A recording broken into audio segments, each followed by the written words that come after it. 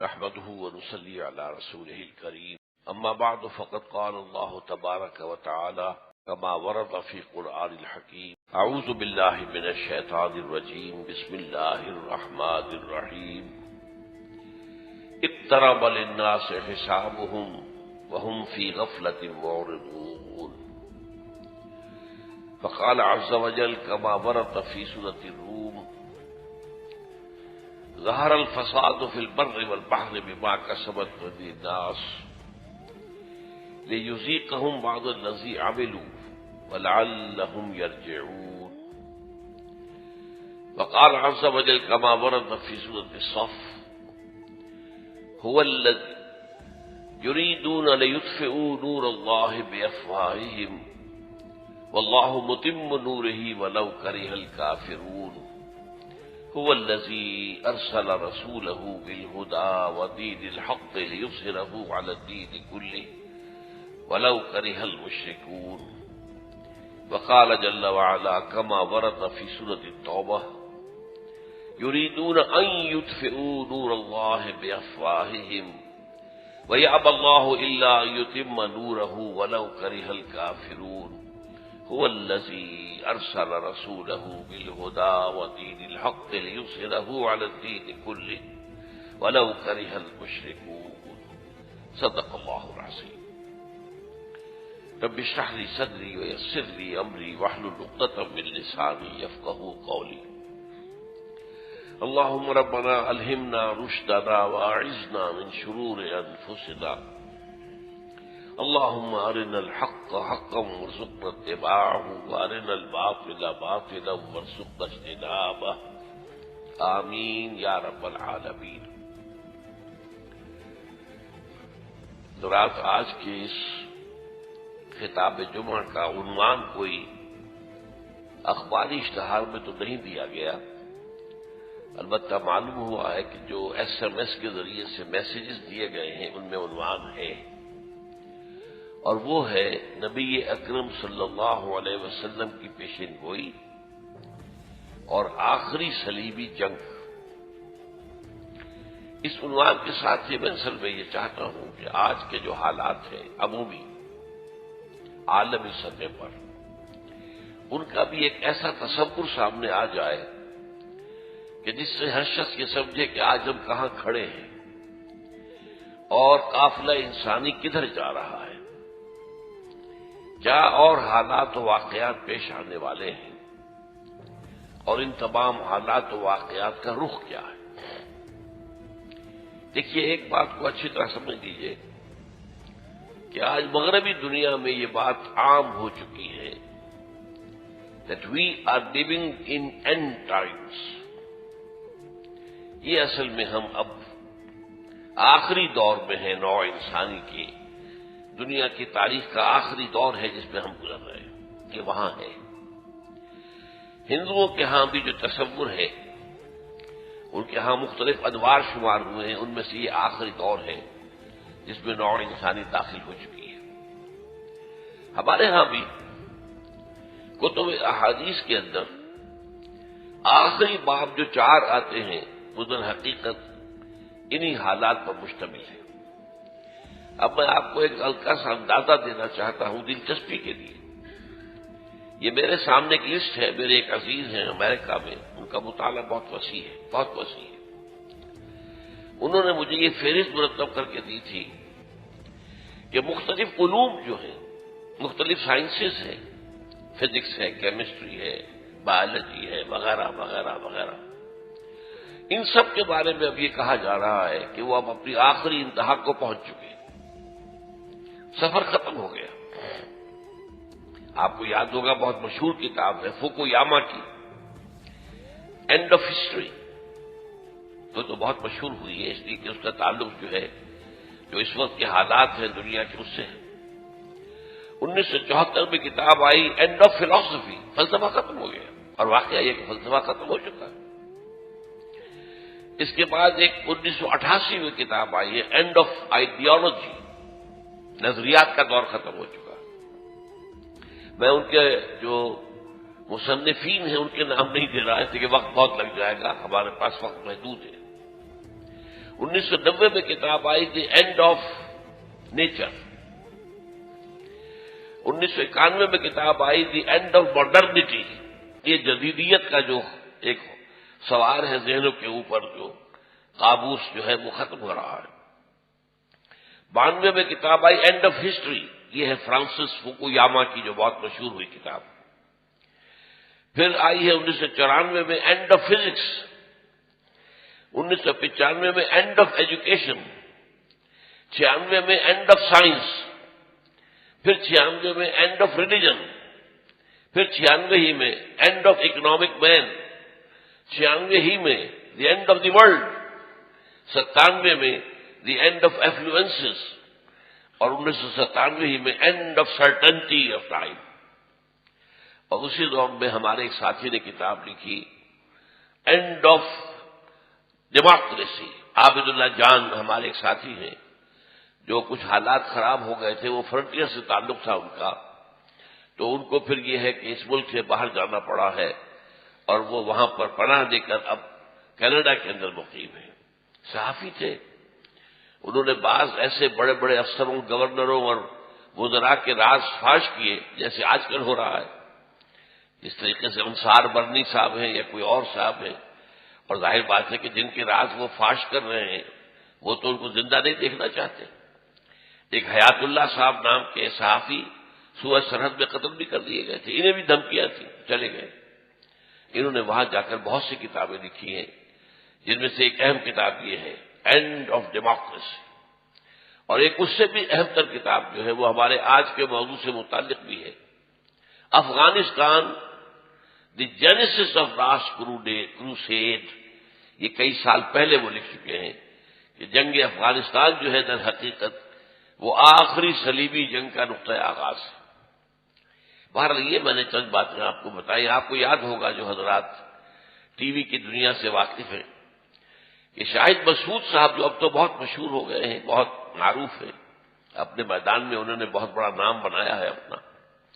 ابتدا میں انہوں نے ایک میرا پروگرام کیا تھا یہی اینڈ آف ٹائم کے حوالے سے. اس میں اصل گفتگو مجھ سے تھی، لیکن پھر انہوں نے اس میں اضافے کیے ہیں، بڑی محنت کی ہے. اور وہ جو ٹی وی کا پروگرام تھا اینڈ ٹائمز، وہ مشہور ہوا تھا. بہرحال میں خاص طور پر آپ سے عرض کر رہا ہوں کہ حدیث کی کتابوں میں بھی 4 ابواب آتے ہیں کتابوں کے اواخر میں، اور یہ اس دور سے متعلق ہے. کتاب الفتن، کتاب الملاحم، کتاب اشراط الساعہ، کتاب علامات القیامہ. 4 فتنوں کا باب، اور جنگوں کا باب، اور قیامت کی علامتوں کا باب، اور قیامت کی شرائط کا باب، اشراط الساعہ. اب یہ ابواب وہ ہیں جو حدیث کے جو مجموعے ہیں، صحیح بخاری ہے، صحیح مسلم، ان کے آخر میں آتے ہیں. ایک تو ہمارے ہاں عام طور پر لوگوں کو الرجی سی ہے، عام طور پر یہ پروفیسیز یہ کیا ہے، یہ پیشن گوئیوں کی کیا اہمیت ہے، کیا حقیقت ہے. اور خاص طور پر حدیث کے حوالے سے جو سر سید احمد خان مرحوم سے ایک فتنہ شروع ہوا تھا اور اب بہت بڑا فتنہ بن چکا ہے، فتنہ انکار حدیث، اس کے اثرات بہت وسیع حلقے میں پھیلے ہیں. ایک تو وہ ہے جو فی الواقع منکر حدیث ہو گئے اس معنی میں کہ وہ یہ سمجھتے ہیں کہ شریعت اسلامی جو ہے اس کی مستقل سورس صرف ایک ہے اور وہ قرآن ہے، سنت نہیں. یہ تو میں سمجھتا ہوں کہ جو لوگ اس رائے پر پہنچ چکے ہیں وہ دائرہ اسلام سے خارج ہے. اس لیے شریعت کی 2 بنیادی جو اساسات ہیں ان میں ایک کتاب اللہ اور دوسرا سنت رسول اللہ صلی اللہ علیہ وسلم. ان میں سے ایک کی نفی جو ہے اسلام کی نفی ہے. اس کے بعد بھی ہمارے ہاں بہت بڑے پیمانے پر جدید تعلیم یافتہ لوگوں میں حدیث کی طرف سے، علم حدیث کی طرف سے، احادیث نبویہ کی طرف سے ایک بے اعتنائی کا انداز ہے، عدم توجہ. بھائی قرآن کی بات کرو، آپ حدیث وغیرہ کی بات چھوڑیے. حالانکہ یہ در حقیقت ایک بہت بڑی محرومی ہے، بہت بڑی محرومی ہے، بہت بڑی محرومی ہے. اور خاص طور پر ان احادیث کے اندر یہ پیشن گوئیاں اب سوال یہ پیدا ہوتا ہے کہ پیشین گوئی جو ہے وہ تو مذہب کی جڑ اور بنیاد ہے. آخر یہ بھی تو پیشین گوئی ہے کہ قیامت واقع ہوگی. پیشین گوئی ہے قیامت کے حالات و واقعات کیا ہوں گے. پہاڑ جو ہے روئی کے گالوں کی طرح ہو جائیں گے.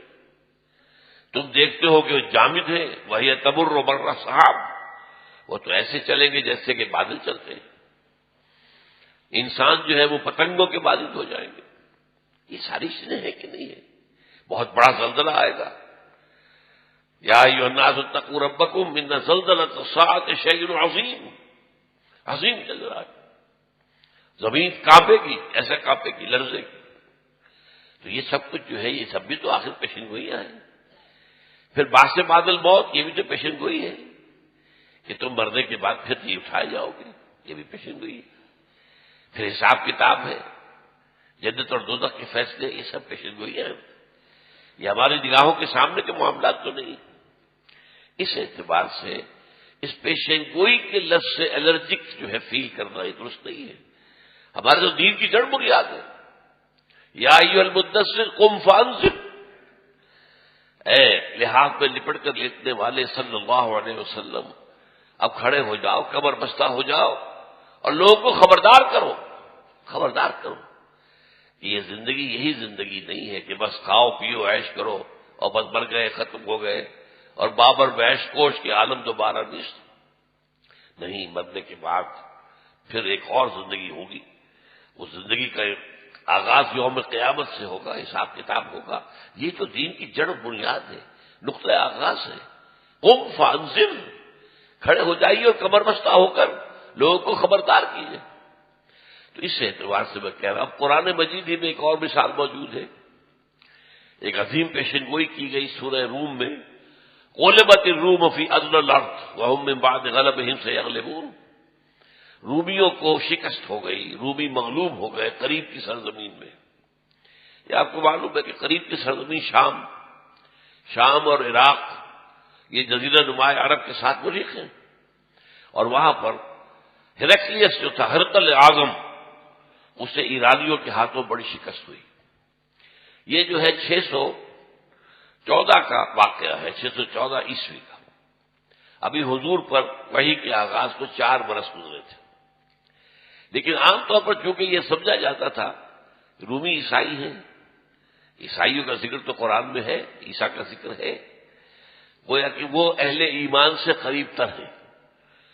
اور جو ایرانی تھے وہ آتش پرست تھے, وہ گویا کہ مشرکین کے قریب تر تھے. تو بغلیں بجائی مکے کے جو قریشی سردار تھے کہ دیکھو مسلمانوں, وہ تمہارے ساتھی جو ہیں وہ مار کھا گئے, شکست ہو گئی ان کی, اور جو ہمارے ساتھی ہیں, ہمارے ہم خیال ہیں, ان کو فتح ہو گئی. اس وقت یہ آیت اتری, غلبت الروم فی ادنی الارض وهم من بعد غلبهم سیغلبون.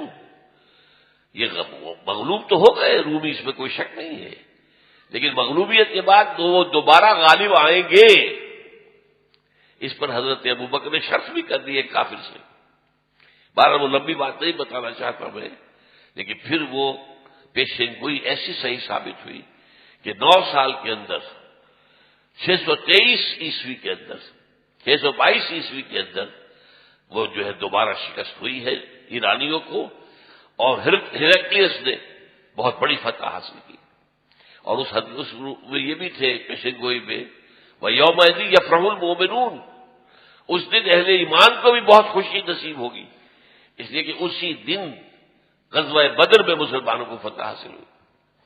تو نہ صرف یہ کہ رومی جو عیسائی تھے ان کو فتح حاصل ہوئی, بلکہ مسلمانوں کو بھی میدان بدر میں فتح حاصل ہوئی. اس اعتبار سے تو کتاب الملاحم کے بارے میں اس وقت کچھ عرض کروں گا. مجھ سے بعض علماء نے بھی اس بات کو تسلیم کیا کہ یہ جو آخری ابواب ہے احادیث کی کتابوں کے, ان پر ہم کو توجہ نہیں کرتے. ہماری ساری دلچسپی ہوتی ہے فقہی معاملات سے, جن میں کہ اختلافات ہوتے ہیں. شافعی کی یہ رائے ہے, ابو حنیفہ کی یہ رائے ہے, امام مالک کی یہ رائے ہے, تو ساری بحثیں اسی میں لگی رہتی ہیں کہ امام ابو حنیفہ کی رائے جو ہے وہ صحیح ہے, امام شافعی کی رائے غلط ہے. اسی کے اوپر ساری بحث, سارا زور. تو حدیث کی کتابوں کے ابتدائی ابواب ہیں جو کہ فقہی طرز پر ہیں، تو وہاں پر سارا زور صرف ہو جاتا ہے، ساری قوت لگ جاتی ہے، سارا وقت ختم ہو جاتا ہے۔ بعد میں تو ہم ایسے ہی ذرا صرف یہ کہ بھرتی کے لیے دورے کی شکل میں بقیہ باتیں پڑھتے ہیں، اس لیے ہماری خاص دلچسپیاں نہیں ہیں۔ یہ جو کتاب الملاحم ہے، اس سے معلوم ہوتا ہے قیامت کے قریب بہت بڑی بڑی جنگیں ہوں گی، اور ان جنگوں کے دو ادوار ہوں گے۔ پہلے دور میں مسلمانوں کو بڑی زبردست ہزیمتیں ہوں گی، زبردست شکستیں ہوں گی، جانی اور مالی نقصان ہوگا، اور یوں سمجھیے کہ تقریباً پورا مڈل ایسٹ جو ہے، مڈل ایسٹ وہ مسلمانوں کے ہاتھوں سے نکل جائے گا۔ یہ ہے ان مراحل کی کہ پہلے دور کی بات۔ لیکن اس کے کچھ عرصے کے بعد پھر پانسا پلٹے گا، ٹیبلز ول بی ٹرنڈ، اور اب مسلمانوں کو فتح ہونی شروع ہوگی اور صورتحال بدلے گی، یہاں تک کہ پھر غلبہ مسلمانوں کو حاصل ہو جائے گا۔ اس اعتبار سے میں نے جو آیات پڑھ کر آپ کو سنائی ہے، اقترب للناس حسابهم وهم فی غفلۃ معرضون، لوگوں کا حساب ان کے قریب آ چکا ہے، یعنی اب قیامت کا معاملہ قریب ہے، حساب کتاب ہوگا، اللہ کے ہاں اللہ کے حضور میں کھڑے ہونا ہوگا، جزا و سزا کے فیصلے ہوں گے۔ اقترب للناس حسابهم وهم فی غفلۃ معرضون۔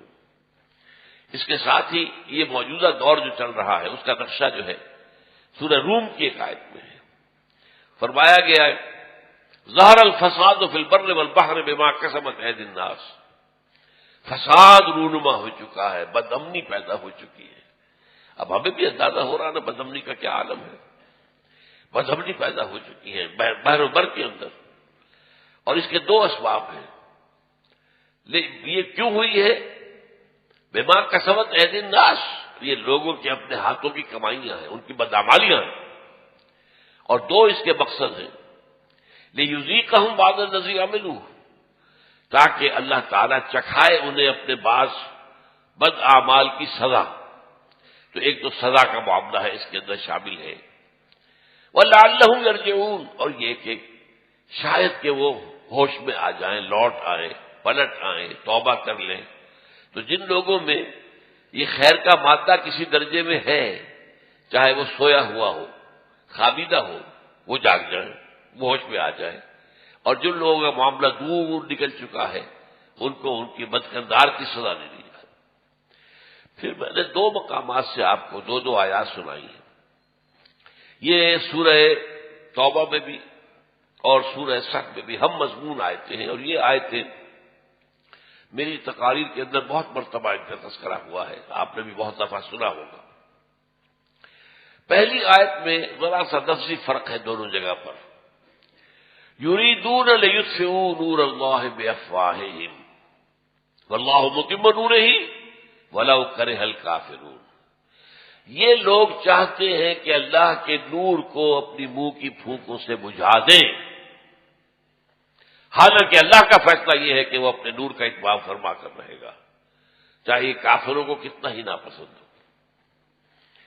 اور سورہ توبہ میں فرمایا یریدون ان یطفئوا نور اللہ بافواہہم، یہ چاہتے ہیں کہ اللہ کے نور کو اپنے منہ کی پھونکوں سے بجھا دیں، لیطفئوا ان یطفئوا، بس اتنا فرق ہے۔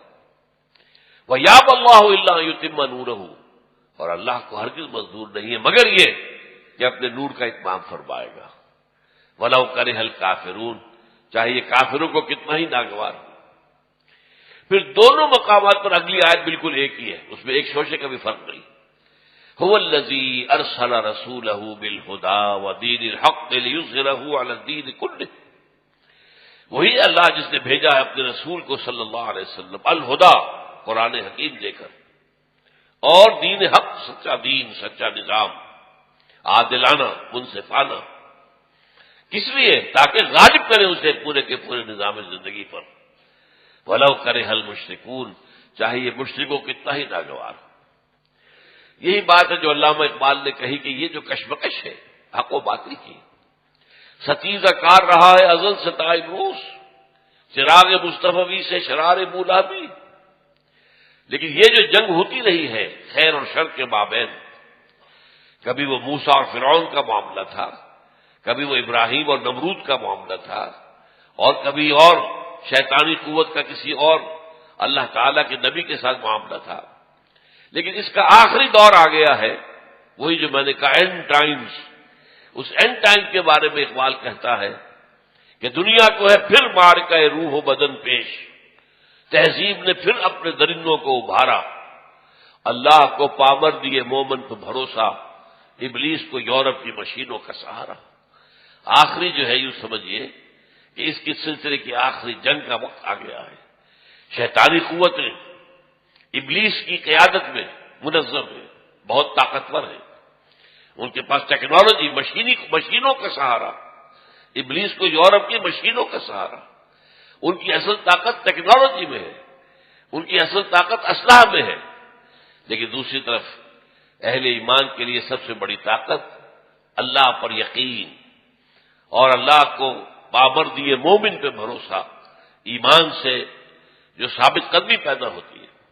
اور آج جیسا کہ دیکھ لیا ہے، لوگ جو ہے حیران ہوتے ہیں، یہ افغانستان کے اندر یہاں تو گویا کہ انسان مرنا چاہتے ہیں، چاہے امریکی وہاں آئے ہوں، چاہے نیٹو کے لوگ ہوں، وہ تو بچ کر لڑائی کرتے ہیں نا، اپنے آپ کو بچاتے ہیں، پہلے اپنے آپ کو بچاؤ پھر لڑو۔ اور وہاں ان کا معاملہ کیا ہے؟ شہادت ہے مطلوب و مقصود مومن، نہ مال غنیمت نہ کشور کشائی۔ انہیں تو بہت عزیز ہے، وہ تو سمجھتے کامیابی اسی میں ہے۔ وہ نہ صرف مرنے پہ ہو جس کی امید، نا امیدی اس کی دیکھا چاہیے، اور نا امید کیا ہوگا؟ جس کی امید ہی موت سے وابستہ ہے، میری کامیابی شہادت ہے۔ تو ظاہر بات ہے کہ ایسے لوگوں کو شکست دینا کہاں ممکن ہے، اور نہیں دے پا رہے، قدر نہیں دے پا رہے۔ بہرحال یہ جو میں نے آپ کے سامنے نقشہ کھینچا ہے، تو یہ احادیث کی کتابوں میں بھی ملاحم، آخری دور کے ملاحم، یہ ملاحم کیا لفظ ہے اس کو جان لیجئے، لحم کہتے ہیں گوشت کو، لحم، اور ملحمہ کہتے ہیں قصاب کی دکان، وہاں گوشت کے بڑے بڑے ٹکڑے لٹکے ہوئے ہیں، وہ کاٹ کاٹ کر بیچ رہا ہے، تو یہ ملحمہ ہے، ملحمہ۔ اسی طریقے سے جنگ میں کیا ہوتا ہے، کسی کی ٹانگ اڑ گئی ہے، کسی کا بازو اڑ گیا ہے، کسی کا جو ہے کوئی اور جو ہے پیٹ میں آ کر کوئی بم کا ٹکڑا لگا ہے، اس کی آنتیں باہر پڑی ہیں، تو گویا کہ لوگوں کا قیمہ ہوتا ہے جنگ کے اندر۔ اور آج کل تو آپ کو معلوم ہے جو خود کش ہو رہے ہیں دھماکے، ان میں تو اعضاء بکھر گئے ہوتے، پتہ ہی نہیں چلتا کس کا یہ عضو ہے، یہ ٹانگ کس کی ہے، یہ ہاتھ کس کا ہے، اور یہ سر کس کا ہے، پتہ نہیں چلتا۔ تو بہرحال یہ ملحمہ کہلاتا ہے جنگ۔ تو کتاب الملاحم کا جیسا کہ میں نے عرض کیا کہ اس میں جو ہے وہ بہت سے دور ہیں، اور جو واقعات آئے ہیں احادیث کے اندر، ان میں ترتیب قائم کرنا بہت مشکل ہے، کیا پہلے ہوگا، پھر کیا ہوگا، پھر کیا ہوگا۔ انڈیویجول واقعات جو احادیث میں ہیں ان پر تو ہمیں یقین ہے کہ ہوگا، جو حضور نے خبر دی ہے، وہ صادق المصدوق، آپ سچے ہیں، آپ کی سچائی پر اللہ گواہ ہے، لیکن یہ کہ کون سا واقعہ پہلے ہوگا، کون سا اس کے بعد ہوگا، کون سا اس کے بعد ہوگا، یہ احادیث کی کتابوں سے معلوم نہیں ہوتا۔ لہذا اس ضمن میں ایک بہت اہم کتاب لکھی تھی شاہ ولی اللہ دہلوی رحمۃ اللہ علیہ کے فرزند رشید شاہ رفیع الدین نے، علامات قیامت، اس میں ان جنگوں کا سلسلہ بیان کیا، پہلے یہ ہوگا، پھر یہ ہوگا، پھر یہ ہوگا، پھر یہ ہوگا، پھر یہ ہوگا۔ بہرحال ان کے اپنے اندازے کے مطابق ہو سکتا ہے انہیں کچھ کشفی معلومات بھی حاصل ہوئی ہوں کشف کے ذریعے سے، پھر بھی میں سمجھتا ہوں کہ پوری یقین کے بات ہم نہیں کہہ سکتے۔ مولانا اشرف علی تھانوی رحمۃ اللہ علیہ نے ان کی جو بڑی عوامی ایک تصنیف ہے اور بہت ہی مفید، بہشتی زیور، کسی زمانے میں کوئی گھر نہیں ہوتا تھا جس میں بہشتی زیور موجود نہ ہو، خواتین کی تعلیم کا بہترین نظام، وہ گھر میں بیٹھے ہوئے پڑھیں اور پوری دین کی تعلیم جو ہے بہشتی زیور کے ذریعے سے حاصل کر لیں۔ اس میں مولانا تھانوی رحمۃ اللہ علیہ نے بھی پھر یہ ان جنگوں کے بیانات کیے ہیں اسی اور شاہ رفیع الدین صاحب کی کتاب سے لے کر۔ بہرحال میں نے بھی اس کو سامنے رکھا ہے، اس کے بعد جو میں عرض کر رہا ہوں یہ ہے کہ اس میں دو ادوار جو آنے ہیں، ان میں پہلے دور میں تو مسلمانوں کی بڑی زبردست شکست ہے، بہت نقصان، خاص طور پر اہل عرب۔ وہاں تو یہاں تک فرمایا گیا ویل للعرب من شر قد اقترب، عربوں کے لیے بہت بڑی ہلاکت ہے، بہت بڑی ہلاکت ہے، بہت بڑی ہلاکت ہے، اس شر کی وجہ سے جو قریب آ چکا۔ ایک موقع پر ام سلمہ رضی اللہ تعالی عنہا ام المومنین وہ حضور سے پوچھتے، حضور جب یہ ہو رہا ہوگا عرب کہاں ہوں گے؟ تو آپ نے فرمایا العرب یومئذ قلیل، عرب بہت کم رہ جائیں گے، عربوں کا خاتمہ ہو جائے گا۔ عربوں کے لیے یہ پہلا سلسلہ جو ہے جنگ کا، یہ بہت تباہ کن، بہت تباہ کن، بہت تباہ کن۔ اس کی وجہ بھی میں ابھی حدیث آپ کو سناؤں گا، آپ کو معلوم ہو جائے گا۔ جو فتنہ اس وقت سب سے بڑا ہے، فتنہ مال، وہ عالم اسلام میں سب سے بڑھ کر جو ہے عربوں میں ہے۔ سعودی عرب کے دیکھیے، عیاشیاں دیکھیے، ان کے گلچھرے دیکھیے، اور وہ ذرا فنڈامنٹلسٹ ملک شمار ہوتا تھا عربوں کے اندر، اب کو ایجوکیشن کی جو ہے یونیورسٹی وہاں قائم ہو رہی ہے۔ یہ شاہ عبداللہ سب سے آگے نکل گیا۔ ہم تو فہد کو سمجھتے تھے کہ یہ ختم ہوگی اس کی حکومت تو عبداللہ شاہ کو بہتر کام کرے گا، یہ تو بہت آگے نکل گیا۔ امریکوں کے سامنے فہد کو شاید رکوع میں تھا، یہ تو سجدے میں گر گیا، اور اس پر ایک عالم دین نے اگر احتجاج کیا ہے تو اسے فوراً وہاں سے نکال دیا گیا، برخاست کر دیا گیا۔ یہ ہو رہا ہے۔ اب وہ معاملہ جو ہے، جو مارکیٹس کے اندر متبوں کو داخلے کی اجازت نہیں ہے، یہ جو پہلے ان کے ہوتے تھے کہ لوگوں کو روکتے تھے، عورتوں کو روکتے تھے بے پردہ کیوں ہو، اور لوگ نماز کا پڑھنے کیوں نہیں گئے، نہیں بس باہر کا مارکیٹ کے اندر داخل نہیں ہو سکتے۔ بہت برا حال ہے، بہت برا حال ہے۔ اور ایک حدیث جو حدیث جبرائیل مشہور ہے، بہت مشہور ہے، اس میں جب پوچھا حضرت جبرائیل نے حضور سے کہ مجھے قیامت کے بارے میں بتائیے، آپ نے فرمایا کہ قیامت کے بارے میں تو جو کچھ تمہیں معلوم ہے وہی میں جانتا ہوں۔ مل مسئول عنہا بعلم من السائل، جس سے سوال کیا جا رہا ہے وہ سوال کرنے والے سے زیادہ نہیں جانتا۔ تو حضرت جبرائیل پھر عرض کرتے ہیں اخبرنی عن اماراتھا، مجھے اس کی کچھ علامتیں بتائیے۔ تو حضور نے 2 علامتیں بتائی۔ اذا تلد الامۃ ربتھا ورأیتم، ایک تو پہلی علامت کیا ہے، لونڈی اپنی مالکہ کو جنے گی۔ کیا مطلب ہے اس کا؟ بیٹیاں اتنی سرکش ہو جائیں گی کہ مائیں ڈریں گی ان سے، وہ گویا کہ ماؤں پر حاکم ہو جائے گی۔ بیٹی کو ذرا روک دوں ٹوک دوں، پتہ نہیں یہ کیا بک دے گی منہ سے، کیا کہہ دے گی، لہذا خاموش رہو بہتر ہے۔ دنیا میں پہلے کیا ہوتا تھا کہ اولاد جو ہے والدین کے سامنے سرتابی نہیں کرتی تھی، اور اولاد میں سے خاص طور بیٹیاں تو بہت ہی یوں سمجھیے کہ فرما بردار، بہت ہی والدین کے سامنے جو ہے جھک جانے والی، لیکن معلوم ہوگا کہ بیٹیاں جو ہے وہ مالکائیں بن جائیں گی اور مائیں جو ہے وہ ان کی کنیزیں بن جائیں گی۔ یہ حال ہو جائے گا سرکشی کا۔ اسی طریقے سے فرمایا تم دیکھو گے کہ وہ لوگ جو بھوکے رہتے تھے، ننگے رہتے تھے، لباس نہیں تھا، جوتیاں نہیں تھی، کھانے کو کچھ نہیں تھا، وہ اونچی سے اونچی عمارتیں بنانے میں مقابلہ کریں گے ایک دوسرے کا۔ آج کیا ہو رہا؟ 7 اسٹار ہوٹل دبئی میں، دبئی ٹاور، برج دبئی دنیا کی سب سے اونچی عمارت بن رہی ہے۔ اس سے پہلے اور یہ کہ اب جو سعودی عرب میں عمارت بننے جا رہی ہے وہ اس سے کہیں اونچی ہے، وہ مقابلہ کر رہے ہیں۔ یہ دبئی جو ہے چڑیا سی، یہ کیا ہے، اس کی حیثیت کیا، یہ ہم سے آگے نکل گیا، لہذا ہم کریں گے، اب ہو رہا ہے۔ تو یہ جو ہے صورتحال، یہ سب سے زیادہ یہ 2 چیزیں جو ہے یہ آپ کو عربوں میں نظر آئیں گی۔ بہرحال میں جیسا کیس کر رہا تھا کہ ایک ہوتی ہے جنگ، ایک ہوتی ہے لڑائیاں۔ اب پہلی جنگ عظیم کئی سال چلی ہے، لیکن اس میں وہ مستقل جو لڑائیاں ہوتی تھیں، بیٹلز، ایک ہے وار تو کئی سال لمبی چل رہی ہے، اس میں بیٹلز مختلف ہوتی ہے جن میں سے کسی کی بہت اہمیت ہوتی ہے۔ تو جو جنگیں ہو رہی ہیں ملاحم، ان میں بعض بیٹلز جو ہے وہ بہت اہم ہوں گی۔ پہلے دور کی ایک جنگ کے بارے میں حضور کے الفاظ کیا ہیں؟ حضرت معاذ بن جبل رضی اللہ تعالیٰ عنہ سے مروی روایات ہیں، ان میں سے ایک میں جو سنن ابی داؤد میں بھی ہے اور جامع ترمذی میں بھی ہے، حضور نے اس جنگ کو قرار دیا الملحمۃ العظمی۔ یہ عظمی کیا ہے؟ اعظم کا مؤنث ہے، اعظم سب سے بڑا، عظمی سب سے بڑی، چونکہ یہ حرف جو ہے الملحمہ یہ مؤنث ہے، لہذا اس کے لیے مؤنث صفت آئی ہے الملحمۃ العظمی۔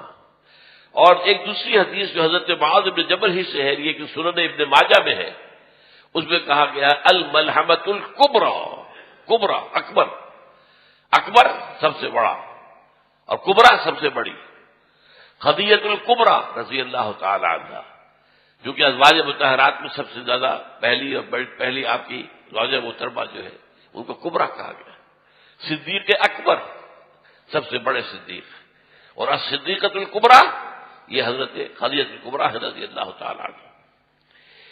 اس جنگ کے بارے میں حضور نے فرمایا صلی اللہ علیہ وسلم، عیسائی اے مسلمانوں، اور یہاں ایک بات نوٹ کر لیجئے، جس وقت حضور خطاب کر رہے ہیں اس وقت مسلمان کون تھے؟ صرف عرب تھے، ابھی تو ایرانی بھی نہیں آئے، ابھی تو ہندی بھی نہیں آئے، ابھی افریقہ کے لوگ بھی نہیں آئے، ابھی ترک بھی نہیں آئے، تو ابھی تو عرب ہی تھے نا صحابہ کرام حضور کے دور تک، حضور کے دور تک تو صرف عربی میں اسلام غالب ہوا ہے۔ تو فرمایا اس میں کہ 80 علم لے کر عیسائی تم پر حملہ آور ہوں گے، اور ہر علم کے نیچے 12,000 فوج ہوگی، یعنی 9,60,000 فوج کے ساتھ عیسائی تم پر حملہ آور ہوں گے۔ یہ بات جو ہے حضور نے فرمائی ہے، اور اس کے اندر اب یہ بھی میں آپ کو بتا دوں، اس کی خبر جو ہے بائبل میں بھی ہے، آرمگیڈون۔ اگر کچھ لوگوں کو بائبل سے دلچسپی ہو تو بائبل میں آپ کو معلوم ہے 2 حصے ہیں، عہد نامہ قدیم، عہد نامہ جدید۔ عہد نامہ جدید کی جو آخری کتاب ہے، آخری باب ہم کہیں گے، وہ ریولیشنز آف سینٹ جان۔ حضرت مسیح علیہ السلام کے ایک حواری تھے یوحنا، جان۔ ایک تو جان تھے یحییٰ جو کہ اللہ کے نبی تھے، وہ جان دی بیپٹسٹ کہلاتے ہیں، اور یہ سینٹ جان ہے جو حضرت مسیح کے حواریین میں سے 12 حواریین میں سے۔ انہوں نے جو اپنے مکاشفات ہیں، انہیں کچھ جو مستقبل کی کچھ چیزیں دکھائی ہیں اللہ تعالیٰ نے، تو ان کے اوپر کتاب مبنی ہے ریولیشنز آف سینٹ جان۔ اس میں ذکر ہے ایک بہت بڑی جنگ ہوگی جس کا نام ہے آرمگیڈون، اور اس کے اندر بے شمار جو ہے ہلاکتیں ہوگی۔ اس کے بارے میں وہ بناتے ہی کس جگہ ہوگی؟ یہ جس جگہ پر 3 ملک ملتے ہیں، لبنان، اسرائیل اور شام۔ یہ وادی عفیق کہلاتی ہے جو شام سے آتی ہے، دمشق سے، اور اس کے آگے جا کر یہ ایک علاقہ ہے سطح مرتفع، اس کو کہتے ہیں، ہر جو ہے عبرانی زبان میں کہتے ہیں اونچی جگہ کو، ہر میگیدو اس جگہ کا نام ہے، اور سطح مرتفع جیسے ہم کہہ دیتے ہیں، سطح مرتفع پوٹھوہار، سطح مرتفع جو پنجاب کے شمالی علاقے کے اندر، وہ نہ میدان ہے نہ پہاڑ ہے بلکہ سطح مرتفع کہلاتی ہے۔ یونائٹڈ انڈیا میں دکن کا سطح مرتفع کہلاتا تھا، یہ بھی عام طور پر اس کی سطح اونچی تھی۔ تو وہاں یہ جنگ ہوگی، اور اگر آپ دیکھیں گے ڈکشنری کے اندر اس آرمگیڈون کے معنی کیا ہیں تو آپ کو الفاظ ملیں گے، a very big war which will be fought between the forces of evil and good before the end of this world. A very big war which will be fought between the forces of evil and good before the end of this world. میں نے پہلے بات شروع کی ہے and time سے، اس دنیا کے خاتمے سے قبل ایک بہت بڑی جنگ ہوگی، اور وہ جنگ جو ہے وہ آرمگیڈون کہلائے گی۔ اس کی جگہ وہاں پر نہیں ہے، وہ تو بعد میں معلوم ہوئی ہے۔ اچھا، اس جنگ کے اندر جو ہلاکتیں ہوں گی اب ان کا آپ سمجھیے، خون ریزی کا اندازہ کیجئے۔ یہ عبداللہ ابن مسعود سے صحیح مسلم میں روایت ہے رضی اللہ تعالی عنہ، ایک لمبی حدیث ہے جس میں اور بھی بہت سے علامات قیامت کا بیان ہے۔ میں جہاں سے شروع کر رہا ہوں وہ کیا ہے، ثم استفاضت المال حتی یؤتی الرجل 100 دینار فیظل ساخطا، مال اتنا ہو جائے گا، بہتات ہو جائے گی دولت کی، کہ ایک سائل کو اگر 100 دینار بھی دیے جائیں گے تب بھی وہ ناراض ہوگا، کیا دیا تم نے مجھے، کچھ بھی نہیں دیا۔ یہ نقشہ آج آپ عرب ممالک میں جا کر دیکھ لیجیے، پانی کی طرح بہتا ہوا دولت۔ ثم استفاضت المال، حتی یعطی الرجل مئۃ دینار فیظل ساخطا ثم فتنۃ لا یبقى بیت من العرب الا دخلته. پھر ایک ایسا فتنہ آئے گا، عرب کا کوئی گھر نہیں بچے گا جس میں وہ داخل نہ ہو جائے. آج وہ فتنہ ٹی وی کے ذریعے سے، مغربی تہذیب کے ذریعے سے، اوپر تھوڑا سا پردہ ہوتا ہے، انہوں نے گھر سے نکلتے ہوئے یا ملک سے باہر نکلتے ہوئے وہ عبایا سے ایک اپنے اوپر لے لیتی ہیں، قانون بنا رکھا ہے حکومت، اب وہ بھی ختم ہو جائے گا، تیزی کے ساتھ ختم ہو رہا ہے. اب تو ایبسلیوٹلی امریکن سٹائل کے نئے شہر آباد کیے جا رہے ہیں، امریکن، ایبسلیوٹلی امریکن، وہی تہذیب، وہی تمدن، وہی تعلیم، یہ ہو رہا ہے. اور بڑی تیزی کے ساتھ سعودی عرب جو ہے اس طرح چاہ رہا ہے. فرمایا کہ پھر یہ ایسا فتنہ ہوگا جو عرب کے گھر گھر کے اندر کوئی گھر نہیں بچے گا جس میں داخل نہ ہو. اور ہے اس لیے پہلے زمانے میں ظاہر بات ہے کوئی کوٹھے ہوتے تھے ناچ گانے جا کے کوئی جا کے دیکھے وہاں پر. اب تو گھر گھر کوٹھا ہے، گھر گھر جو ہے. آپ دیکھیے کہ بے حجابی اور یعنی جو dances, Indian dances, Bollywood جو ہے وہ تو ہالی ووڈ کو بہت پیچھے چھوڑ گیا. یہ یورپین کو تو ناچ کرنا آتا ہی نہیں. ناچ تو انڈیا کا کام ہے، اس لیے کہ انڈیا جو ہے اس کے تو مذہب کے اندر ناچ شامل ہے. ناچ گانا جو ہے ہندو مذہب کا حصہ، ہندو کلچر کا حصہ، ہندو تہذیب کا حصہ. تو ان لوگوں کو کہاں تھا وہ جو کچھ ہو رہا ہے. اسی لیے آپ کو معلوم ہے امریکہ کے اندر انڈین فلمز کتنی پاپولر ہیں، پورے عالم عرب کے اندر کس قدر پاپولر ہے انڈین فلمز، آپ کو اندازہ ہی نہیں اس کا. تو یہ سارا جو ہو رہا ہے یہ فتنہ وہ تو گھر کے اندر داخل ہو چکا ہے. اب یہ کہ اس کے لیے کہیں اور جانے کی ضرورت نہیں ہے، وہ سارا کا سارا گھر میں موجود ہے. ثم ہدنۃ، پھر ایک صلح کا دور آئے گا. یہ دور ہے جو اس وقت گزر رہا ہے. آج آپ دیکھیے پوری دنیا کے اندر امریکہ اور عالم اسلام کے درمیان، عالم عرب، عالم اسلام نہیں میں کہہ رہا، عالم عرب، ان میں صلح ہے، مصالحت ہے، دوستی ہے. آپ کی تمام امارات جو ہے خلیج کی وہ بھی امریکہ کے سہارے کھڑے ہوئے ہیں. ان کے ہاں سب سے بڑے بڑے بیس جو ہے امریکہ کے وہ وہاں ہیں. قطر کا اڈا آپ تصور نہیں کر سکتے کس قدر بڑا اڈا وہاں پر بنا، تصور نہیں کر سکتے. اس پورے علاقے کو کنٹرول کرنے کے لیے امریکہ نے تو وہاں بنایا اپنا اڈا. یہ سارا کچھ جو ہے اور اس وقت ان کے ساتھ، اور سعودی عرب کا بھی. حال ہی میں میں نے ایک کتاب پڑھی ہے، کنفیشنز آف این اکنامک ہٹ مین، جان پرکنز کی کتاب ہے، اتنی موٹی کتاب ہے. اس سے میری آنکھیں کھل گئی. وہ اصل میں ایک خاص سازش جو ہے امریکہ میں تیار کی گئی، جس زمانے میں کہ تیل کا بحران پیدا کر دیا تھا جو تیل پیدا کرنے والے لوگ تھے شاہ فیصل کے زمانے میں. اس کے بعد امریکہ نے ایک طریقہ اختیار کیا کہ یہ تھرڈ ورلڈ کے اوپر قابو پانے کا کیا ذریعہ ہے، اور ذریعہ کیا ہے، ان کی دولت کے اوپر قبضہ کرنے کا ذریعہ کیا ہے. ذریعہ یہ ہے کہ کچھ لوگوں کو خاص طور پر ٹرین کرو، وہ ان ملکوں میں جائیں، انہیں سبز باغ دکھائیں، تم یہ کر لو تو یہ ہو جائے گا، یہ کر لو تو یہ ہو جائے گا. ارے یہ کیا تم ایئرپورٹ لیے بیٹھے، بڑی ایئرپورٹ بناؤ تاکہ پوری دنیا کے جہاز آئیں گے، تمہاری آمدنی ہوگی. یہ تمہیں کیا سڑکیں لیے پھرتے ہو، موٹر ویز بناؤ، موٹر ویز کے ذریعے سے، اور پیسہ چاہیے، پیسہ ہم دیتے ہیں، قرض دیتے ہیں. یہ سبز باغ دکھا کے IMF کے جھنڈے کے نیچے لے آؤ، اس کے شکنجے میں کس دو ان کو. اس کے بعد ظاہر بات ہے کہ وہ سبز باغ تو سبز باغ رہ جائیں گے، وہ سارا کوئی ریٹرن ہوگا نہیں، لیکن یہ ہمارے قبضے میں آ جائیں گے. IMF کے شکنجے میں آ گئے، ہمارے قبضے میں. اس کے بعد ہم حکم دیں گے اب یہ کرو، اب بجلی کی قیمت اتنی اور بڑھاؤ، اب بجلی کی قیمت اتنی اور بڑھ رہی ہے، دن بدن بڑھ. کس کا حکم ہے؟ یہ ہماری حکومت کا حکم تو نہیں، یہ تو IMF کا حکم آتا ہے. اتنے % اور بڑھاؤ، تیل کی قیمت اور بڑھاؤ. یہ سب کچھ کہاں سے ہو رہا ہے؟ اس لیے کہ ہم تو ان کا حکم ماننے پر مجبور ہیں، ہم ان کے شکنجے میں آ چکے ہیں. تو اکنامک ہٹ مین، ہٹ کرنا، جا کر ان قوموں کو، ان ملکوں کو ہٹ کرنا، اور اس کا اسپیشلائزیشن، بڑی بڑی تنخواہیں دے کر ان کو بھیجا گیا ہے. اور میں حیران ہوا ہوں اس کتاب سے، جو ریولیشن مجھے ہوئی ہے. یوں سمجھیے کہ سعودی عرب سے جو معاہدہ ہو چکا ہے امریکہ کا، وہ کیا ہے؟ سعودی عرب کبھی بھی اپنے تیل کی قیمت امریکہ کی اجازت کے بغیر نہیں بڑھائے گا. نمبر 1. دوسرے بڑھا بھی دے تب بھی نہیں بڑھائے گا. نمبر 2. جو تیل یہاں سے لے کر جائے گا امریکہ، اس کے پیسے بھی وہیں پہ جمع ہوں گے. اور اس کے اوپر جو سود آئے گا اس سود کو وہاں پر جمع کر دیا جائے گا، تاکہ اگر امریکہ کو کسی وقت سعودی عرب کی فوجی مدد کرنی پڑے تو وہاں سے خرچہ لے ہو۔ اس لیے کہ بادشاہ کو بچانا آسان کام تو نہیں ہے۔ ادھر تو ایران بیٹھا ہوا ہے، بہت بڑا، یوں سمجھیے کہ خطرہ۔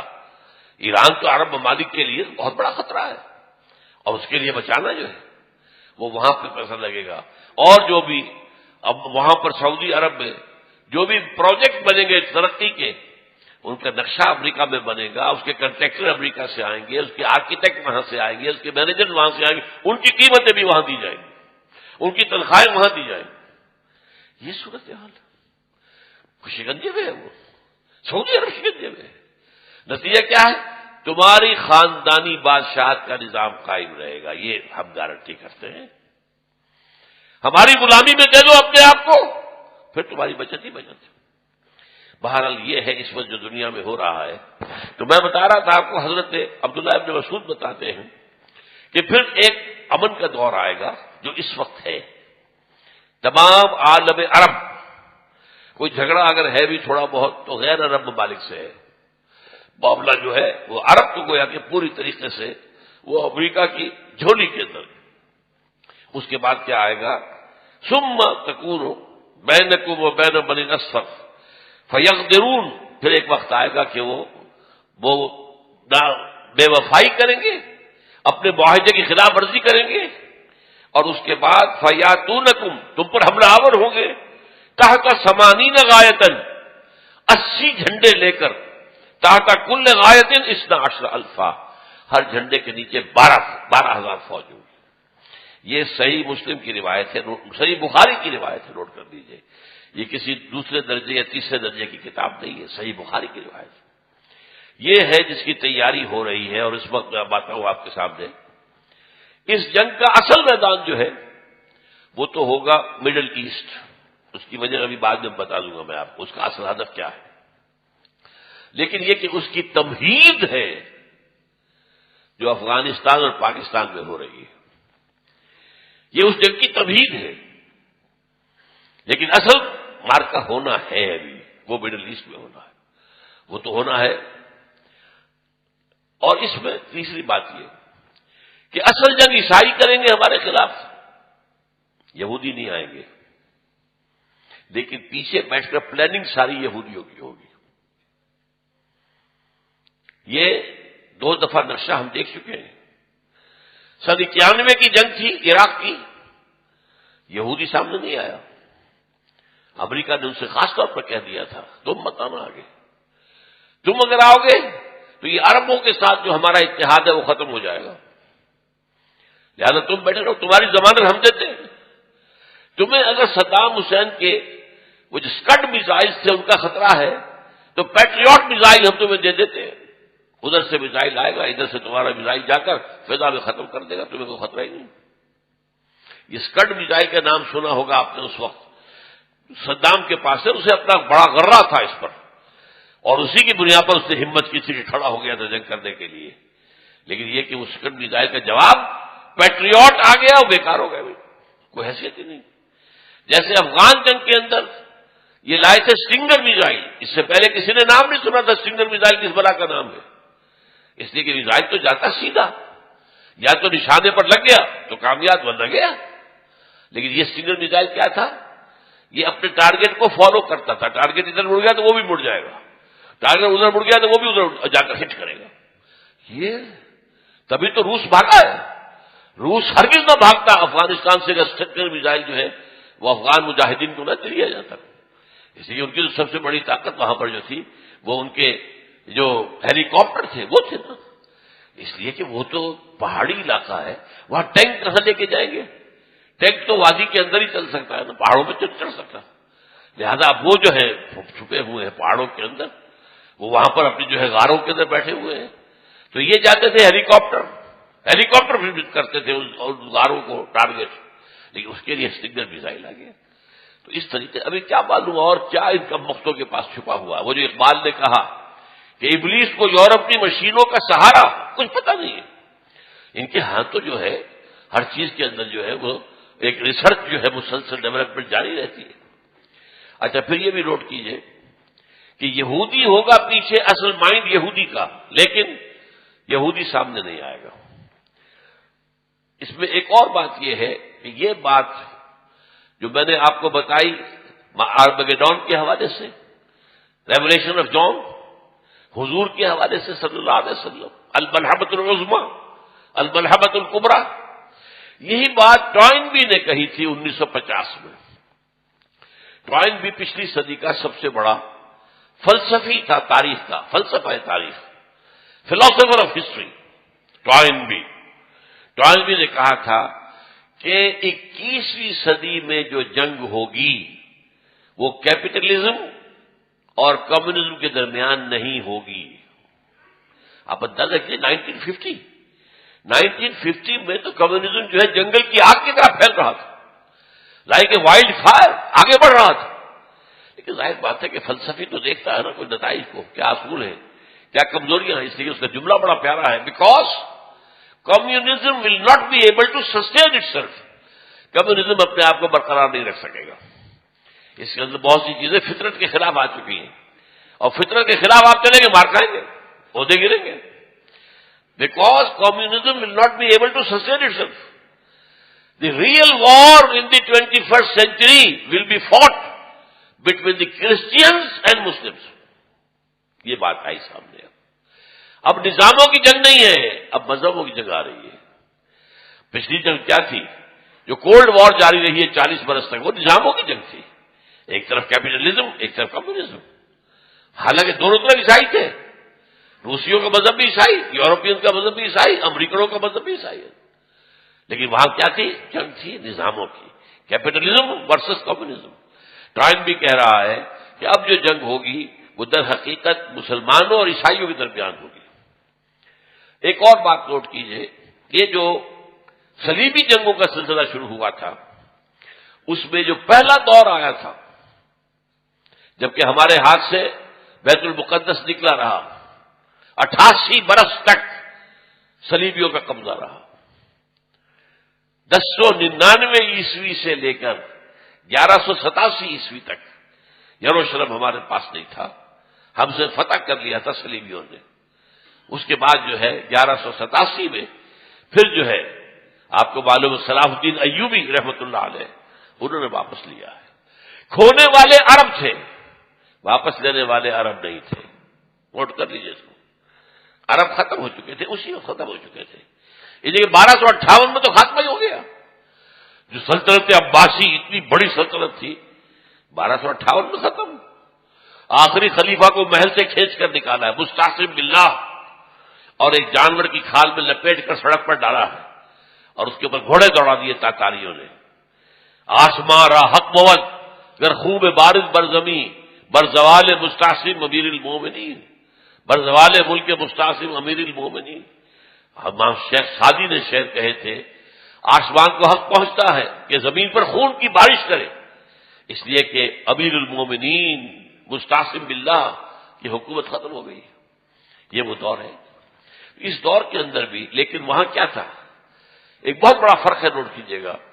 اس وقت تک عیسائی یہودیوں کے بھی دشمن تھے، لہذا پہلی صلیبی جنگیں جو 172 برس 177 برس تک جاری رہی، 1095 سے لے کر 1272 تک 177 سال، اور اس میں 10 دور آئے، کوئی فتح ہوئی پھر شکست ہوئی، پھر فتح ہوئی پھر شکست ہوئی، پھر فتح ہوئی پھر شکست ہوئی۔ بڑے بڑے بادشاہ، جو ایمپرر فرانس کا تھا، ایمپرر جرمنی کا خود گیا ہے، اور آخری کے اندر Richard the lion hearted of England. کہاں انگلینڈ، کہاں آپ سوچئے فلسطین، ذرا فاصلہ تو دیکھیے، کہاں کہاں سے پوری عیسائی دنیا، پورا یورپ، یہ جو ہارٹ آف یورپ ہے یہ ہے فرانس اور جرمنی، اور آج یہی یورپ کو جو ہے قیادت کر رہے ہیں۔ برطانیہ کی تو اب کوئی حیثیت ہی نہیں ہے، وہ تو یوں سمجھیے کہ صرف جیسے ایک دولہا کے ساتھ شہبالہ ہوتا ہے، تو امریکہ کے ساتھ آج برطانیہ کی حیثیت یہ ہے کہ دولہا کے ساتھ شہبالہ ہے، اس کے سوا اس کی کوئی حیثیت نہیں۔ اصل یورپ کیا ہے؟ وہ تو ہے جرمنی اور فرانس، اور سب سے آگے جرمنی۔ لیکن اس وقت جو ہے اس جنگوں کے اندر جہاں مسلمانوں کا قتل عام ہوا، وہاں یہودیوں کا بھی قتل عام ہوا۔ لیکن اب جو جنگ ہوئی ہے، پہلے تو میں آپ کو یہ بتا دوں اس کا جینیسس کیا، کیوں ہوئی ہے یہ جنگ؟ صورتحال یہ ہے 1991 کی خلیجی جنگ کی فتح، اس کا نشہ چڑھا امریکیوں کو، فتح کا نشہ۔ بش سینئر آپ کو یاد ہوگا، اس فتح کے بعد اس نے کہہ دیا تھا، اندر سے چھپا ہوا ایک راز زبان پر آ گیا تھا، اب نیو ورلڈ آرڈر کا دور آ گیا ہے۔ نیو ورلڈ آرڈر ایک عرب کے دماغ میں ہے، پوری دنیا کی ایک عالمی حکومت جس کے ہمارے ہاتھ میں کنٹرول ہوگا۔ ملکوں کی حدیں جو ہے بس لکیریں رہ جائیں گی، کوئی حیثیت نہیں ہوگی، اصل طاقت ملٹی نیشنلز کے ہاتھ میں ہوگی۔ آج آپ سوچیں تو صحیح، یہ کتنی ملٹی نیشنل کمپنی آپ کے یہاں آ گئی، پینے کا پانی ہم ان سے لے رہے ہیں، غور کیجیے۔ باقی یہ کہ 7 اپ اور یہ اور فلاں ہو، اور یہ تو اور ہے، پینے کا پانی منرل واٹر ایک گلاس 10 روپے کا یا 15 روپے کا لے رہے، پھر کھانے میں میکڈونلڈ، کنٹکی، کیا یہ سب کے، یہ کچھ دیر کی بات ہے کہ پوری دنیا پہ ملٹی نیشنل کا قبضہ ہوگا اور وہ ہمارے ہاتھ میں ہوگی، مالیاتی استعمال پوری دنیا کا ہمارے ہاتھ میں ہوگا۔ یہ ہے نیو ورلڈ آرڈر، اور اس کا فیصلہ کب کیا گیا تھا؟ 1776 عیسوی میں۔ اگر آپ $1 نوٹ آپ کے پاس کہیں ہو، اس کو کھول کر دیکھیے گا، اس کی پشت پر ایک تو بنا ہوا ہے احرام مصر، اس کے اوپر ایک آنکھ ہے دجال کی، ایک آنکھ، بڑی چوپٹ، بڑی روشن، ایک آنکھ کا تصور کہاں سے آ گیا؟ اور یہ پیرامڈز کا امریکہ سے کیا تعلق؟ پیرامڈز تو مصر میں ہے نہیں، لیکن پیرامڈز سے وابستہ ہے یہودیوں کی تاریخ۔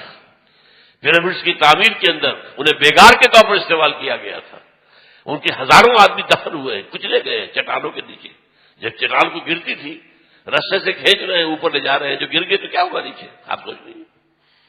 اور اس کے نیچے لکھا ہوا ہے آرڈس نووس سیکلورم، نیو ورلڈ آرڈر، دنیا کا ہم قائم کریں گے۔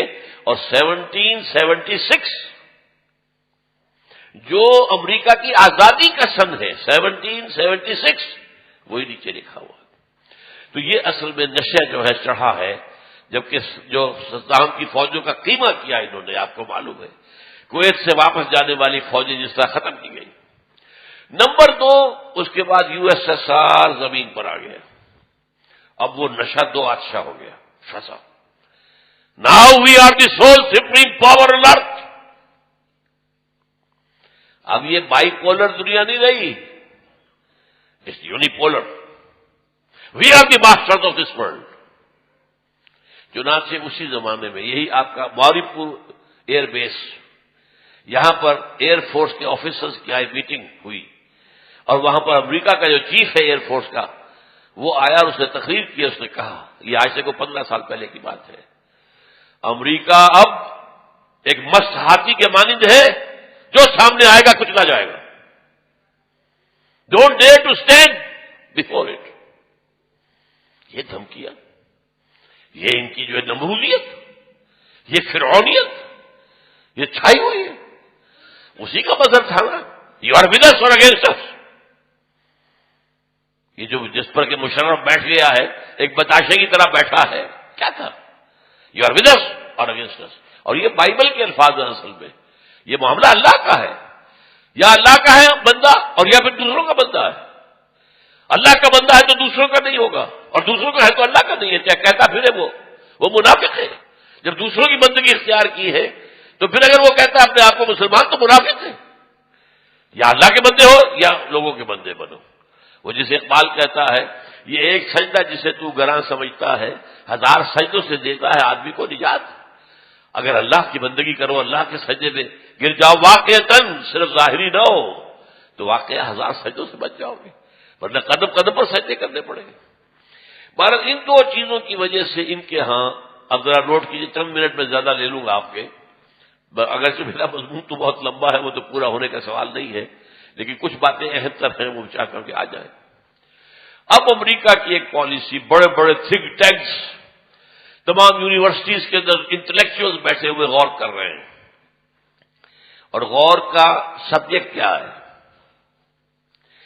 اب جب کہ ہمیں دنیا کے اندر سول سپریم پاور کی حیثیت حاصل ہو گئی ہے، how to maintain this position through the 21st century. کوئی پوزیشن حاصل کر لینا ایک بات ہے، قائم رکھنا، اس کو برقرار رکھنا یہ دوسری بات ہے. اب جب کہ ہمیں یہ پوزیشن حاصل ہو گئی ہے that we are the sole supreme power on earth, how to maintain this position in the 21st century. اب اس کے بعد انہوں نے 4 چیزوں پر غور کرنا شروع کیا. ان میں سے 3 کو ایک سمجھیے اور چوتھے کو دوسری چیز، یعنی یوں سمجھیے کہ 2 لڑیوں کو بٹ کر رسی بنائی گئی ہے. 3 چیزیں کیا ہیں؟ دنیا کے وسائل پر زیادہ سے زیادہ قبضہ کیا جائے. ظاہر بات ہے وسائل درکار ہوں گے اگر یہ پوزیشن ہمیں مینٹین کرنی ہے، خاص طور پر تیل، منرل ویلتھ. اور ظاہر بات ہے وہ جو پرانی کہاوت ہے نزلہ بروز میں ضعیف بھی ریزت، کمزور ممالک مسلمان ہیں انہیں کھاؤ. یہ دسترخوان ہے، جاؤ کھاؤ اس کو. اور یہ حدیث کے الفاظ ہیں، حدیث کے الفاظ ہیں. ایک وقت آئے گا مسلمانوں، اقوام عالم تم پر ایک دوسرے کو دعوت دے گی، آؤ یہ دسترخوان پر کھانا رکھ دیا گیا، آؤ کھاؤ، مسلمانوں کو کھاؤ، تم ادھر سے کھسوٹو ہم ادھر سے چبائیں گے. یہ حدیث ہے. بہرحال نمبر 1 دنیا کے وسائل پر قبضہ. نمبر 2 اپنے سیاسی اور معاشی نظام کا تحفظ. یہ ہمارا political system liberal democracy based on human sovereignty, اور ہمارا economic system capitalism, market economy, banking اور سود پر مبنی اور جوئے پر مبنی. اس کی حفاظت کرو. نمبر 3 دنیا میں کہیں کسی مد مقابل نظام کو مت کھڑے ہونے دو، سر اٹھائے کچل دو. نپ دی ایول ان دی بٹ. خاص طور پر اسلام کا خطرہ ہے، کہیں اسلام نہ ابھر جائے.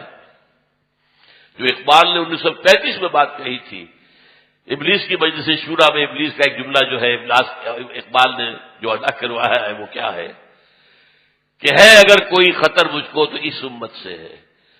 مجھے نہ اشتراکیوں سے کوئی اندیشہ ہے، نہ جمہوریت والوں سے اندیشہ ہے، نہ فاشسٹوں سے اندیشہ ہے اگر کوئی خطر مجھ کو تو اس امت سے ہے.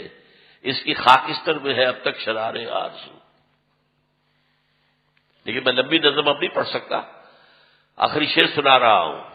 عصر حاضر کے تقاضاؤں سے ہے لیکن یہ خوف ہو نہ جائے آشکارا شرع پیغمبر، کہیں محمد کی شریعت دنیا کے سامنے نہ آ جائے، محمد کا نظام نہ آ جائے صلی اللہ علیہ وسلم. ظاہر بات ہے میں نے جو تانے بانے سکھائے ہیں لوگوں کو، یہ اشتراکی نظام اور یہ فلانا نظام، یہ فاشسٹ نظام، یہ نیشنلزم اور یہ جو ہے یہ ساری چیزیں دنیا کے اندر سیکولرزم اور سیکولرزم بجائے اللہ کی حاکمیت کے انسانی حاکمیت، یہ سب یہ تو تارو پود بکھر جائے گا اگر کہیں عصر حاضر کے تقاضاؤں سے ہے لیکن یہ خوف ہو نہ جائے آشکارا شرع پیغمبر کہیں. چنانچہ ہسٹوریکل فیکٹ بتا رہا ہوں آپ کو میں. جب یہ USSR کا خاتمہ ہوا ہے، تحلیل ہو گئی، اور اس کے بعد یہ جو نیٹو ہے اس کو اثر نو آرگنائز کرنے کی کوشش شروع ہوئی، توسیع اور ممالک بھی لاؤ نیٹو کے اندر، اور لاؤ. وہ تو 80 ارب پورے کرنے ہیں ان کو، 80 اربوں کے ساتھ آئیں گے یہ. لہذا نیٹو اثر نو آرگنائز ہو رہی ہے. اس وقت کسی نے پوچھا نیٹو کے چیف سے، اب تمہیں کیا ضرورت ہے نیٹو کی؟ یہ نیٹو سیٹو سینٹو یہ تو تم نے بنائے تھے کمیونزم کو روکنے کے لیے، اب تو کمیونزم ختم ہو گیا. انہوں نے جواب دیا تھا اب ہمیں اسلامک فنڈامنٹلزم سے اندیشہ ہے. ایک اینمی ہے، اندیشہ ہے. مسلمانوں اگرچہ سوئے ہوئے ہیں، غافل ہیں، لیکن ان کی خاکستر میں ہے اب تک شرارے آرزو. جیسے انگارہ ہوتا ہے، انگارے کے اوپر راکھ آ جائے نظر نہیں آتا کہ انگارہ ہے، اندر دہک رہی ہوتی ہے آگ. امت مسلمہ کے اندر آگ دہک رہی ہے، ہمیں اس کو بجھانا ہے. عصر حاضر کے تقاضاؤں سے ہے لیکن یہ خوف ہو نہ جائے آشکارا شرع پیغمبر کہیں. یہ 3 لڑیاں تو ملا کر ایک بنا لیجئے. مسلمان ممالک کے وسائل پر قبضہ، اپنے نظام کی مالیاتی اور سیاسی نظام کا دفاع، کوئی نظام خاص طور پر اسلامی اگر سامنے آئے کچھ نہیں۔ اور دوسری لڑی کیا ہے، اس کے اندر پھر چار ہے۔ ایک ہے زائنسٹ جو ہے ایجنڈا، زائنسٹ، اور زائنسٹ میں یہودی بھی ہیں، عیسائی بھی ہیں، کرسچن زائنسٹ اور جوش زائنسٹ۔ ان کا ہے چار نکاتی ایجنڈا۔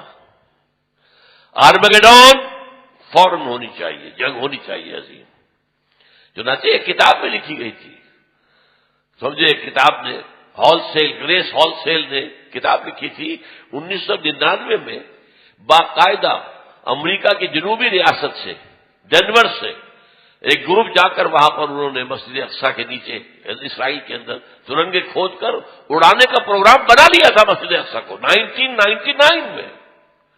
وہ سمجھتے کہ مسجد اقصیٰ کو اڑائیں گے تو بڑی جنگ ہوگی، تب مسلمان کھڑا ہوگا، مسلمان کا جوش جو ہے وہ خاص طور پر نوجوانوں کا۔ لہذا ان کے چار نکاتی پروپیگنڈے میں پہلی بات کیا ہے، آرمگیڈون، اور آرمگیڈون کے نتیجے میں گریٹر اسرائیل قائم ہو جائے، تو جیسا کہ میں نے آپ کو بتایا وہ ہو جائے گا۔ مڈل ایسٹ کی اس جنگ کے اندر مسلمانوں کو بہت نقصان ہوگا، بہت نقصان ہوگا، بلکہ وہ جو اس میں اندیشہ جو ہے کہ کتنی اموات ہوں گی وہ تو حدیث رہ گئی میری بیچ میں۔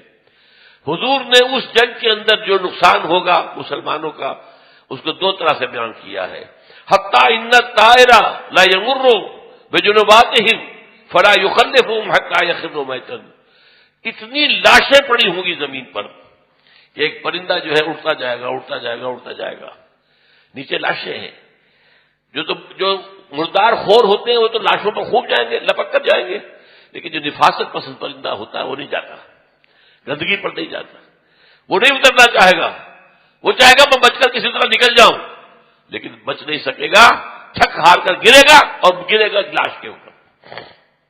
اور دوسرے الفاظ کیا ہیں، فَيُتْعَادُ ابْنُ الْأَبْ كَانُوا مِئَةً فَلَا يَجِدُونَهُ بَقِيًّا إِلَّا الرَّجُلُ الْوَاحِدُ، اس کے بعد حساب کتاب ہوگا، گنتی ہوگی کتنے لوگ مارے گئے ہمارے، تو پتہ چلے گا ایک باپ کے یا دادا کے 100 بیٹے تھے، 99 ختم ہو گئے، ایک بچا۔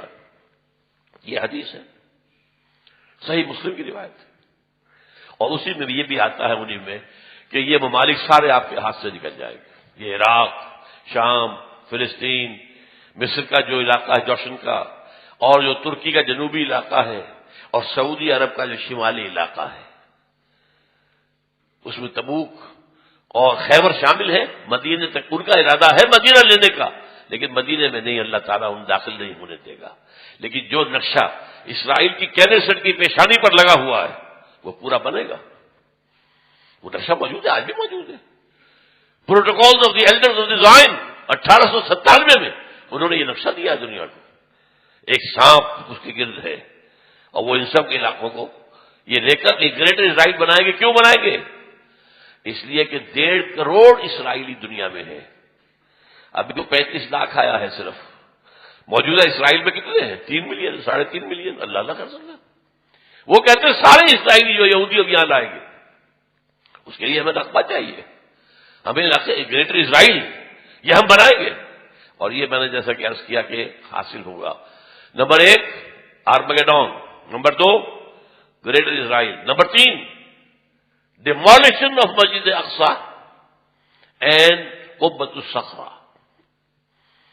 مسجد اقصیٰ اور قبۃ الصخرہ، پتہ نہیں آپ کو پتہ نہیں معلوم ہے کہ نہیں، یہ اصل میں یروشلم کا ایک ماؤنٹ ہے، ایک پہاڑی ہے جسے ٹیمپل ماؤنٹ کہتے تھے۔ اس ماؤنٹ کے اوپر حضرت سلیمان علیہ السلام نے معبد بنایا تھا، عبادت گاہ بنائی تھی، وہ اسے ٹیمپل کہتے ہیں، ہمارے نزدیک مسجد تھی۔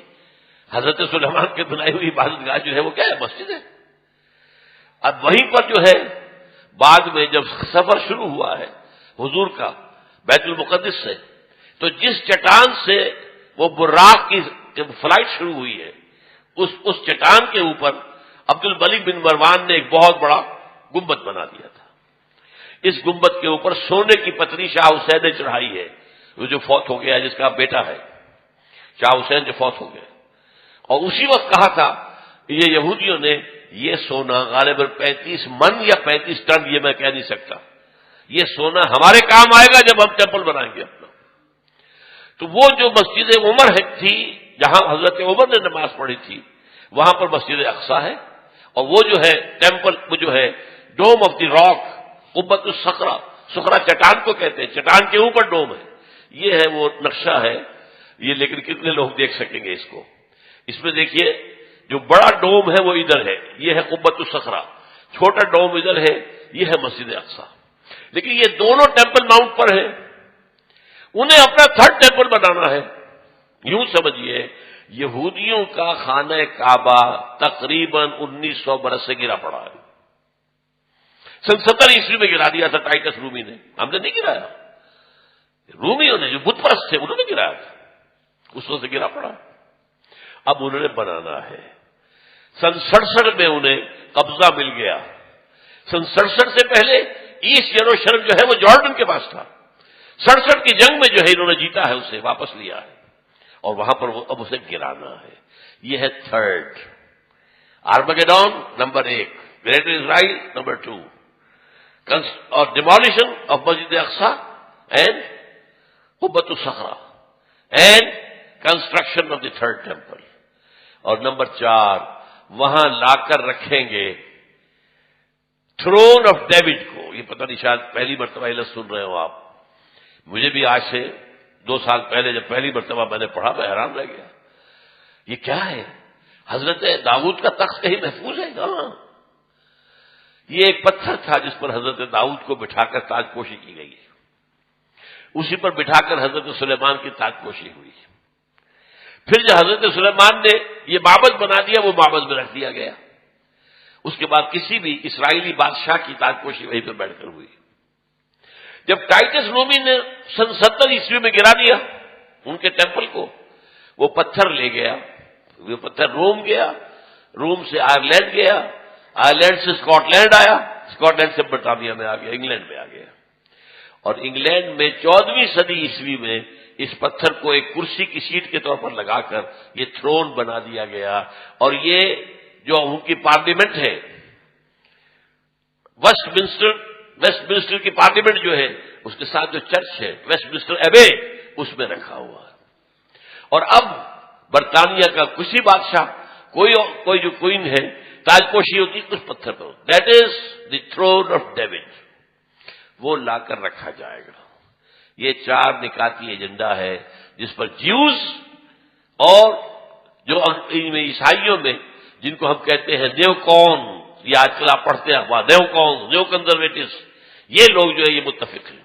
یہ 4 نکاتی ایجنڈا، اسی لیے میں نے کہا تھا کہ جو اس صلیبی جنگ کا مرکزی مارکا ہے وہ وہاں ہونا ہے، لیکن وہ چاہتے ہیں کہ اس سے پہلے افغانستان اور پاکستان ان سے نپٹ لیں، اس لیے کہ جب یہ گرائیں گے، جب یہ بیت المقدس کے اندر ہماری مسجد اقصیٰ کو گرائیں گے، اور جب یہ قبۃ الصخرہ، پورے عالم اسلام کے اندر آگ لگے گی۔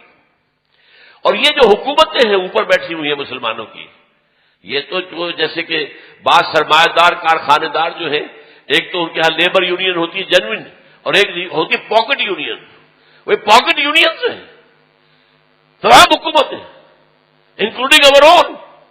مشرف سے بڑا پاکٹ اور کون ہوگا؟ اور وہ وزیرداری اس کا باپ نکلا ہے، دونوں ایک دوسرے سے آگے۔ اور جیسا کہ میں نے بتایا فہد کے بعد ہمیں امید تھی بہتری کی، وہاں تو فہد کا باپ آ گیا، وہ تو سب سے بڑھ کے چلا گیا، وہ تو سجدہ ریز ہو گیا امریکہ کے سامنے۔ تو اندیشہ ہے کہ اس وقت جو ہے ہو سکتا ہے پاکستان کے ایٹمک جو اثاثے ہیں وہ فنڈامنٹلسٹ کے ہاتھ میں آ جائے، یہ حکومتیں سیلاب میں تنکوں کی طرح بہہ جائیں گی۔ یہ ہے، اس لیے میں 2 باتیں آپ کو بتا دوں۔ 1967 کی جب جنگ ہوئی تھی، 6 days وار، اسرائیل نے 3 مسلمان ملکوں کو شکست دی ایک وقت۔ مصر سے سینائی پیننسولا لے لیا، شام سے گولان ہائٹس لے لیے، اور جارڈن سے یہ پورا ویسٹ بینک لے لیا۔ اسی ویسٹ بینک کے اندر یہ حصہ تھا جس پر کہ ٹیمپل ماؤنٹ ہے، اور جس پر یہ 2 سٹرکچرز ہمارے کھڑے ہوئے مسلمانوں کے مقدس مقامات، مسجد اقصیٰ اور نمبر 2 قبۃ الصخرہ۔ اس وقت جو ہے انہوں نے جشن منایا تھا 1967 میں، اپنی فتح کا جشن منایا پیرس میں، اور وہاں تقریر کی تھی بن گوریون نے۔ بن گوریون ہوا the first prime minister of Israel, اور اس نے یہ کہا تھا ہمیں کسی عرب ممالک سے کوئی خطرہ نہیں ہے، ہمیں خطرہ صرف پاکستان سے ہے۔ حالانکہ پاکستان ایٹمک پاور تو نہیں تھا اس وقت۔ اس وقت جو ہے اس اصل صلیبی جنگ کی تمہید کے طور پر ایک تو یہ کہ افغانستان میں اس طرح پنجے گاڑ کر امریکہ بیٹھنا جانے والا نہیں ہے۔ یہ ہمارے بعض دوستوں نے جو بلوچستان میں رہتے ہیں بتایا جس طرح کی کنسٹرکشن یہ کر رہے ہیں پورے پاکستان کے جو بارڈر ہے افغانستان کے ساتھ، ایسے بنکرز بنا رہے ہیں، اتنے ہیوی بنکرز کہ پتہ ہی نہیں چلتا کہ واپس جانے کی کوئی نیت ہے۔ یہ پنجے گاڑ کر بیٹھیں گے، کیوں بیٹھیں گے؟ انہیں پتا ہے حدیث رسول کا کہ جب وہ آخری مرحلہ آئے گا جنگوں کا تو اس کے بعد یہاں سے فوجیں جائیں گی جو حضرت عیسیٰ علیہ السلام کے ساتھ ہو کر جنگ کریں گی یہودیوں کے ساتھ، وہ آخری مرحلہ، وہ دوسرا دور جو آنا ہے۔ یہ پہلے دور کی بات میں کر رہا ہوں، دوسرے دور کا اینڈ آپ کو بتا رہا ہوں۔ اور حضور نے یہ بھی بتایا کہ جب مہدی آئیں گے تو ان کی مدد کے لیے یہ مشرق کی طرف سے فوجیں آئیں گی، مشرق میں پاکستان۔ بہرحال اس لیے وہ اس دونوں کا معاملہ جو ہے پاکستان کے کم سے کم ایٹمک دانت توڑ دیں، ایٹمک دانت، اور وہ ہمارے اندر گھس چکے ہیں، ہمارے گھروں میں گھس چکے ہیں۔ اسلام آباد کا گھیراؤ ہے، سہالہ میں ان کا مرکز ہے، اور جو امریکہ کی ایمبیسی ہے وہ کیا ہے؟ کہا جا رہا ہے کہ منی پینٹیگون بن رہی ہے وہاں پر، سینکڑوں مکان انہوں نے اسلام آباد میں لیے ہیں، سینکڑوں مکانات انہوں نے پشاور میں لیے ہیں۔ پشاور کا جو ہے 5 اسٹار ہوٹل ٹوٹل ان کے قبضے میں ہے، ہماری بات جو ہے ایئرپورٹس ان کے قبضے میں ہے، ہمارا وزیر اعظم یہ صدر بھی نہیں جا سکتا وہاں پر، کسی اور پاکستانی آفیشل کی جانے کا کیا سوال؟ ناٹ ایون یور پریزیڈنٹ اور یور پرائم منسٹر کے گو دیئر، وہ ان کے اپنے ہیں۔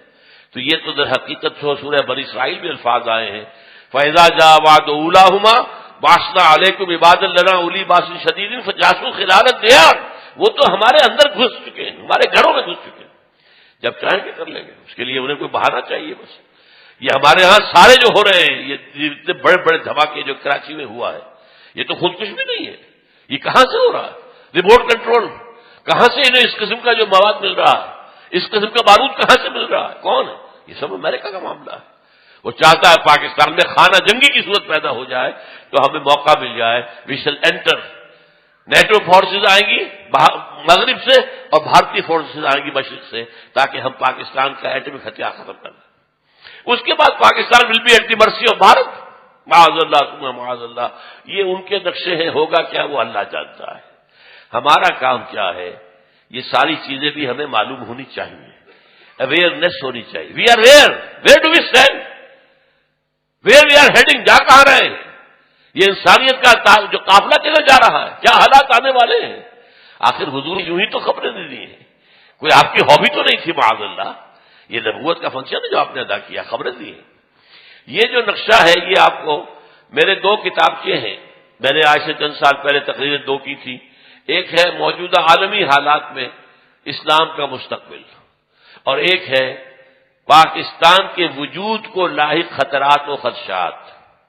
ان دونوں کے اندر میں نے یہ تصویر، اس کا بیک گراؤنڈ، یہ 2001 میں یہ مضمون لکھا گیا ہے، 9/11 سے 2 مہینے پہلے لکھا گیا ہے۔ امریکہ کا ایک رسالہ ہے جس میں یہ شائع ہوا ہے، اور وہ یہ وہاں کے نیو کونس کا سب سے بڑا رسالہ ہے، ملینز کی تعداد میں چھپتا ہے۔ اور اس میں ایک بات لکھی گئی ہے، اس پر میں اپنا جملہ سنا کر آپ کو اپنی گفتگو ختم کر رہا ہوں، اگرچہ میرا تو مضمون لمبا تھا لیکن نہیں، میں اس پر یہیں آج بس کر رہا ہوں۔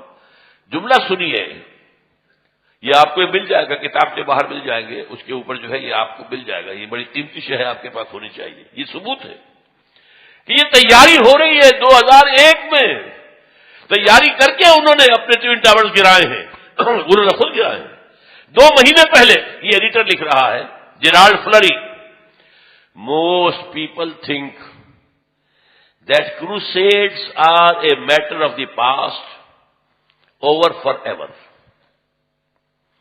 Most people think that crusades are a matter of the past, over forever. But they are wrong. Preparations are being made. ہو رہی ہیں تیاریاں for the last crusade, which will be the bloodiest of all. آخری صلیبی جنگ کی تیاریاں ہو رہی ہیں جو کہ خونریز ترین ہوگی. وہ جو 170 برس کے اندر جو بھی ہوئی تھی خونریزی، اس سے کہیں بڑھ کر خونریزی جو ہے اس آخری صلیبی جنگ میں ہونے والی ہے. ادھر ہم جا رہے ہیں، ادھر جو کچھ ہونا ہے. لیکن پھر میں عرض کروں گا وہ حصہ میرا اس وقت بیان میں نہیں آ سکتا. ہمیں کرنا کیا چاہیے یہ ایک علیحدہ بات ہے. بہرحال اس پر میں نے باتیں بہت دفعہ کی ہیں، میرے ان کتابوں میں بھی موجود ہے. جو بھی آج کی تشنگی رہ گئی ہے وہ آپ ان کتابوں کے ذریعے سے، ان پیمفلیٹ کے ذریعے سے پوری کر سکتے ہیں. اقول قولی ھذا واستغفر اللہ لی ولکم ولسائر المسلمین والمسلمات.